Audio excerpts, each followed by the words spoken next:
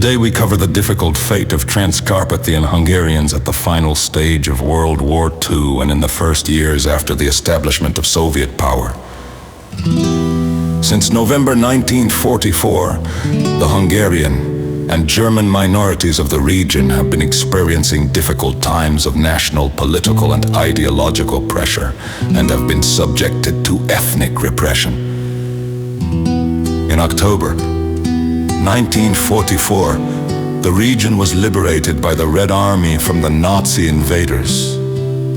And in November, the process of reunification of Transcarpathian Ukraine with Soviet Ukraine began. At the same time, the preventive Sovietization of Transcarpathia began under the leadership of the Soviet troops. The national policy of the first years of Soviet power in Transcarpathia, conducted by the People's Council of the Transcarpathian Council of Ukraine in 1944 to 1945, was conducted under the strict leadership and control of the Soviet Union, which won the Second World War as a result of this policy.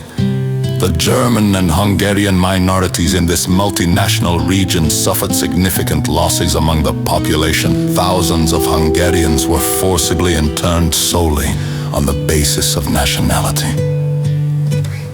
According to rough estimates, the number of Hungarians and Germans repressed in Transcarpathia ranges from 25,000 to 50,000 people, while the number of Hungarians who died in Soviet camps from exhaustion, hypothermia, typhus, and other causes ranges.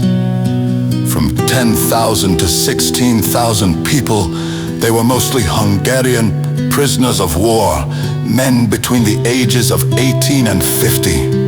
However, this completely ignores the fact that a significant part of the repressed never served in the Hungarian army, which fought against Soviet troops during World War II.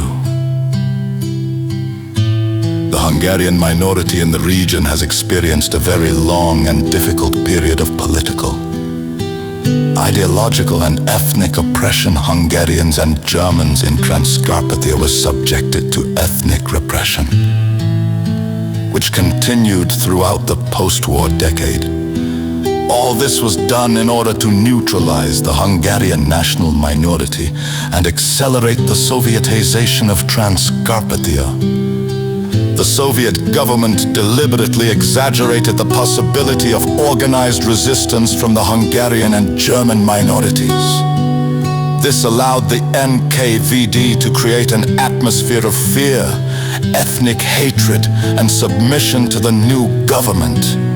The principle of collective guilt and consequently collective responsibility was in effect. The discriminatory measures of the Soviet government significantly slowed down the growth of the Hungarian population of Transcarpathia in subsequent years.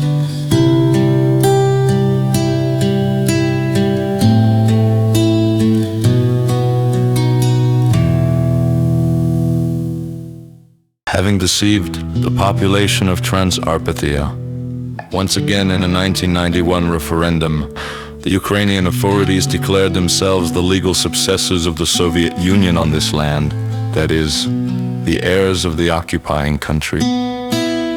Ukraine still owns Transcarpathia today, continuing the extermination of its indigenous population with the full support of Western partners.